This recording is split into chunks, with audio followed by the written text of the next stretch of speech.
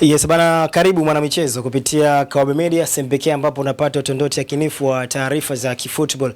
Kubwa zaidi ni mara baada ya Simba Sports Club kufika nchini Tunisia kujiandaa na mchezo wao dhidi ya Esperance de Tunis, mchezo wa klabu bingwa barani Afrika hatua ya makundi. Lakini pia Young Africans wamefika pale Misri kujiandaa na mchezo wao dhidi ya Al Ahly, mchezo ambao utapigwa siku ya kesho, siku ya Ijumaa. Niko na mchambuzi wa masuala ya kabumbu hapa, Dominic Salamba. Tunakwenda kujuzana kinago baga uchambuzi michezo ikoje kwa katika timu zote mbili, Simba pamoja na Young Africans. Tukianzia kwa upande wa Simba, taarifa zinasema vipi kwa upande wa uchambuzi dhidi ya mpinzani wake? Kaka Dominic Salamba, uko vizuri? Mimi niko vizuri ndugu yangu. Uko poa kabisa. Namshukuru Mwenyezi Mungu. Bwana, tuanzie hapa.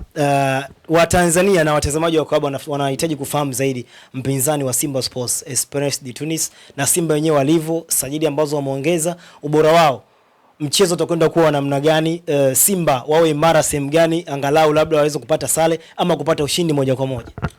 Nafikiri ni mechi ngumu kwa sababu unapozungumzia miongoni mwa mataifa ambayo yanafanya vizuri katika soka la Afrika ni mataifa kutoka Afrika Kaskazini. Zile nchi nne, unazungumzia Morocco, Misri, Algeria na Tunisia. Ingawaje kwenye siku za karibuni Algeria na Tunisia ni kama wamepoteza mwelekeo.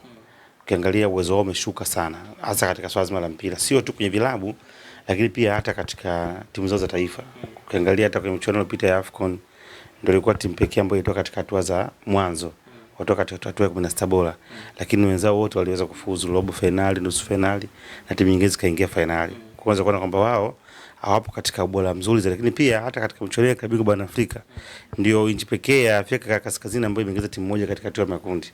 Ukiangalia Egypt wana timu mbili, ukiangalia Morocco wana timu mbili, ukiangalia Algeria wana timu mbili. Kwa hiyo unagundua kwamba kwa siku za karibuni soka lao ni kama limeshuka tofauti na miaka ya nyuma ambapo walikuwa wana uwezo mkubwa. Lakini hiyo pia haitoshi kuwa sababu ya Simba au timu nyingine yote kupata matokeo kirahisi, kwa sababu ni miongoni mwa nchi ambazo tokea miaka mingi iliyopita wanapokuwa katika viwanja vya nyumbani sio rahisi kuweza kufungika. Wametengeneza utamaduni kuanzia kwa mashabiki mpaka timu. Kwa hiyo ni mechi ambayo Simba anakwenda lazima wana tahadhari, lakini kubwa zaidi uwiano wao wa pointi hauko vizuri. Ukiangalia Esperance na pointi 2, Simba na pointi.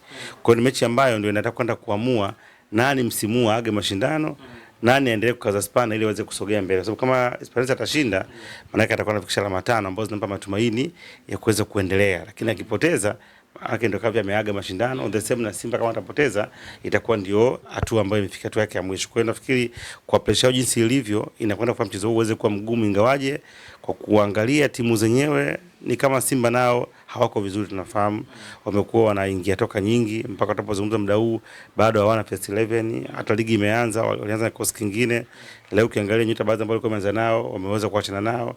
Tunapozungumza mtu kama Jinchezi Yawa haipo kwenye timu, Mukwala haipo kwenye timu, Mutale haipo kwenye timu. Ukiangalia kwa gundua kwamba ni timu ambayo yenyewe kama inaanza kujenga tena upya, na katika dirisha dogo la usajili, hata kama mfanya usajili wachezaji wote ambao wamewachukua hata mazoezi muda wa kutana hawajapata, wana siku 2 au siku moja. Kwa nao hapo katika wakati ambao sio mziki, kocha naye ni mgeni. Kwa hiyo ni kikosi kipya ambacho kinakwenda kutafuta matokeo katika nchi ambayo ni ngumu ugenini, na mwalimu akataka kuhakikisha kwamba anakwenda kufuma tumaini yao. Kwa binafsi nafikiri Simba inakuwa na mechi ngumu kutokana na hayo mazingira ambayo wako nayo. Kwa hiyo cha kufanya ni kwenda kuhakikisha kwamba walau wakatafuta alama moja, na kitakachowasaidia ni kwenda kuweza kuhimili pressure na kupunguza makosa hasa kwenye eneo la ulinzi. Katika eneo la namba 10 ambapo ilikuwa ni kilio chao kikubwa sana, wamemuongeza ama wamemrejesha aliyekuwa mchezaji wao hapo zamani kwa mara ya kwanza na kuja katika ligi ya Tanzania, Clatous Chota Chama. Unaona pia ubora wake kwa maana ya kwamba ameshafanya vizuri kuivusha Simba katika hatua kadha wa kadha katika michuano hii mikubwa. Unamuona Chama pia akienda kufanya uthubutu wa namna hiyo kwa sababu ya uwezo wake na experience katika mashindano? Silioni akaenda kuwasaidia, na sijajua wameangalia kipi. Ujue kila mtu ana mtazamo wake. Lakini binafsi yangu mimi nadhani kama Simba walikuwa mtaji Chama kwa maana ya kuendelea. Kama wametaka kupata historia ya Chama sawa, kama wametaka kuwafurahisha mashabiki sawa, lakini when it comes kwenye football wise, hiyo mpira ni mchezo ambao kila kitu kinakwenda na muda. Sawa, hatukatai miaka 2018 19 Chama aliweza kuwasaidia Simba katika bora wa hali ya juu. Ni miongoni mwa baadhi ya nyota ambao wanaweza wakazungumzika ni wa muda wote katika soka la Tanzania kwa kile ambacho kifanya. Lakini kila kitu kina muda. Kila kitu kina muda wake. Sasa ukichukua historia ya mwaka 2018, 2020 ukija kuiapply leo, siwezi kukubali Chama ambaye ana 35 plus Chama ambaye uwezo wake umeanza kupungua kutokana na age, leo anakuja kuadi kitu gani? Hawezi kuadi kasi. Sawa, sasa pengine ana composure. Hiyo composure anakwenda kuipatia wapi? Against nani? Kwa timu gani? Kwa hiyo nafikiri mimi binafsi sijui anyway ndio football, lakini sioni kama kaenda kuwasaidia. Kiuchezaji mwalimu Steve Barker, ukiachilia mbali kuhandle pressure kwa maana labda vurugu labda za Waarabu zile mashabiki na hapa na pale, kimchezo zaidi Steve Barker atakuwa kuingia na formation za namna gani, kwa maana kwamba jinsi ambavyo atakwenda kuwakabili Esperance de Tunis? Nimeongea kama ni kocha mpya. Hata mwenyewe ukiangalia bado hajaijua timu. Timu amekaa nayo, nafikiri ukitoa Mapinduzi kaja hapa kwenye mechi 1-2 kacheza, bado hajaiona. Alikuwa anaangalia kwanza kikosi cha Simba. Ameangalia wachezaji wote waliokuwa nao, ndio maana akatoa baadhi ya suggestion, wengine wakaondoka na wengine wanasajiliwa. Kwa hiyo kitakachofanyika hapa ni kwenda kujaribu tu kutengeneza timu ambayo itaanza kwanza kuzuia, kwa sababu sehemu ya kwanza ya kutrain kwenye mpira ni kutoruhusu kupoteza, kufungwa, ndio jambo la msingi. Then baada ya hapo ndio naanza kuimprovise kwa maeneo mengine. Kwa hiyo namuona akienda kutafuta kuwa second team, anakwenda kisha kama tukacheze kwa uangalifu hali ya juu, tukakwenda namba nzuri ya ulinzi, tukapunguza makosa ili at least tukosa alama 3 basi tupate alama 1. Kwa upande wa haya maingizo mapya ambao wamefanya sajili dirisha dogo, kwa kikosi cha Simba kilivyokuwa awali na haya maingizo mapya kutokana na ubora wao, pamoja na kwamba wamezungumza kwamba hawana muda mrefu kwenye upande wa kukutana, lakini uwezo wa mchezaji mmoja mmoja, tumemwona Alan Okello amekuja juzi tu, lakini ni kama vile anakwenda kumechi na wenzie. Hawa wengine ambao wameongezwa na Simba hawawezi kufanya chochote kitu kwenye mashindano haya. Yani hicho sio ugeni. Simba anasajili wachezaji ambao ubora wao kutafuta. Kama wapewe muda. Yani unaambiwa Gwe, alafu ukienda kwenye kuangalia rekodi zake unaanza kuzitafuta. Yani lazima uwe na sababu ya ziada ya kuweza kuona ubora wake uko wapi. Sio, unanielewa? Yani alichezaga sehemu fulani, atoka afu akatoka kana hivi. Sasa hivi fomu yake ikoje? Upate majibu. Tukimzungumzia pale ni Okello, hakuna ambaye asiyejua. Wote tumemuona. Akiwa Vipers, akiwa Uganda juzi AFCON, tumemwona wote. Kwa hiyo ni kitu ambacho unakiona, unakifahamu. Ni rahisi kuweza kuprove. Unaelewa? Wakati Yanga wanamchukua Musa Balakonte, kila mtu alimuona. Alipokuja hapa akacheza na Simba akacheza nao, yani anaonekana kama ni mchezaji. Unanifahamu sijui? Amekuja Depu, amekuja kama amemuona. Yani hajitaji siku 4 ngapi kaja kaonyesha. Kwa hiyo nafikiri kwenye kusajili inawezekana wakawa na wachezaji wazuri, lakini wanahitaji muda. Ndio makosa ambayo walifanya Yanga kwa kumchukua nani yule Dumbia. Yaani mchezaji ambaye alikuwa na profile nzuri, lakini hapa katikati hajulikani alikuwa yuko wapi. Yaani alikuwa sehemu fulani, akaenda akapumzika hivyo. Kwa hiyo anahitaji muda, na kweli anahitaji muda. Kipindi kile alimchukua Gunani alikuwa ni Gugwede, Joseph Gede. Unakumbuka? Naye alikuwa si Uturuki. Yaani pana story nyingi zinapita katikati. Baadaye mchezaji. Unaelewa? Kwa hiyo wachezaji kama hao sio wa kuwekea 100%. Wanatoa kitu yale. Yaani lazima tusubiri tuangalie. Unaweza kaenda of course ukabahatisha. Au kaenda ukakwama. Kwa hiyo hiyo ndio changamoto ambayo mimi ninaiona kwa kipindi hiki ambacho tumekifanya. Yaani hawaendi kusajili watu ambao ni pap lete kitu kionekane. Wazao wakati kwa wanachukua kina Wakwasi anakuja Yanga, unajua ametoka Aseki msimu uliopita, tumeona uwezo wake. Aziki yote tulimuona akiwa na Aseki, Pakome, watu ambao washa prove hapo kabisa, unawaona kuja wanacheza. Lakini ukiangalia kwa kina Pama Lijobe unaanza kutafuta. Alikuwa Saudi Arabia akaenda huko. Yaani unatafuta, there is no clear information ya mchezaji kwa wakati husika. Na mpira sio mchezo wa historia ya nyuma. Tunaangalia current. Kama kweli ukao ulifunga magoli 50 katika mechi 50, lini ulifunga? 2010. Leo tuko mwaka gani?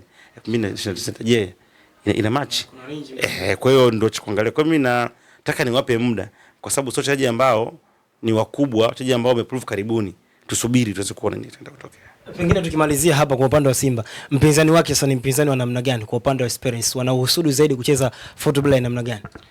Timu zote za kutoka Afrika Kaskazini ni watu ambao wanacheza ni mpira wa kasi na ni wazuri kushambulia kwenye flanks. Magoleo mengi ni mpira ya aerial balls. Ndio sifa moja ya Waarabu. Sio rahisi kuweza kuona wakipita katikati. Wote ukiangalia wanakupush, wakimbize pembeni, wapige cross, wakufunge, wapate fouls, wakufunge. Kwa hiyo sio watu ambao wana uwezo wa kudominate eneo la katikati sana.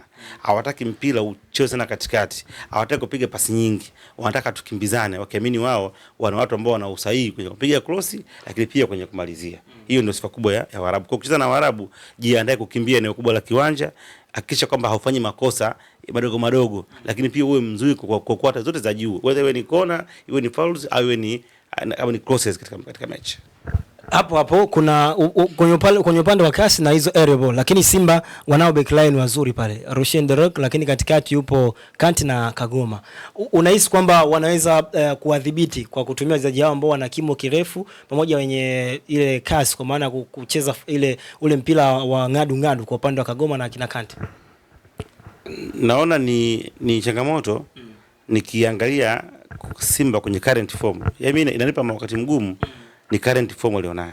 Unaweza ukawataja ukasema Rushen Derek, ukasema sui Nabi Kaito, ukasema Kante, majina ukayataja. Lakini je, katika hizo mechi 5 za mwisho hapa Simba kafanya nini? Wachezaji walikuwa na uwezo gani? Hiyo ndio ambayo inatupatia wakati mgumu kuweza kuzungumza. Huyo Kagoma ukimtaja hapa Kante kacheza kaonyesha nini cha tofauti? Hayo ndio tunayojaribu kuyaangalia kwa kipindi hiki. Sio Mligo kafanya nini katikati? Kwa hiyo kaangalia kwenye wakati shoot ulionao wa current form yao, Simba haiko vizuri. Kwa hiyo inanipatia wakati mgumu kuweza kuzungumzia mchezo unaokuja kutokana na kile ambacho wamekionyesha. Sawa bana, tuondoke hapo pia tuwazungumzie mabingwa watetezi wa NBC Soka Tanzania Bara, Young Africans, ambao wanakwenda kuwa face Al Ahly, moja ya timu ngumu sana barani Afrika, kila mmoja anafahamu. Current form ya Young Africans tangu mashindano yameanza, kwa maana mechi mbili walizocheza zilikuwa ni nzuri zaidi na ridhisha watu, lakini pia wamefanya maingizo mengine. Lakini kinachowatisha pia watu, kitu kingine ni timu ambao wanakwenda kucheza nayo Al Ahly, kutokana na historia yao, lakini pia na ugumu. Wachezaji wengi ambao walicheza kwenye AFCON wa timu ya taifa ya Misri wametoka pale Al Ahly. Tunazungumzia hapo kina Imam Ashur na wengine, wakina Mohamed Hani, golikipa nani huyo, Mohamed Al-Shanawi na wengine wengi. Ahly ugumu wake na Young Africans hivi sasa, unamwona Yanga akitoboa kwa namna gani? Mechi ya Ahly na timu yoyote ile Afrika lazima iwe mechi ngumu kwa timu nyingine yoyote.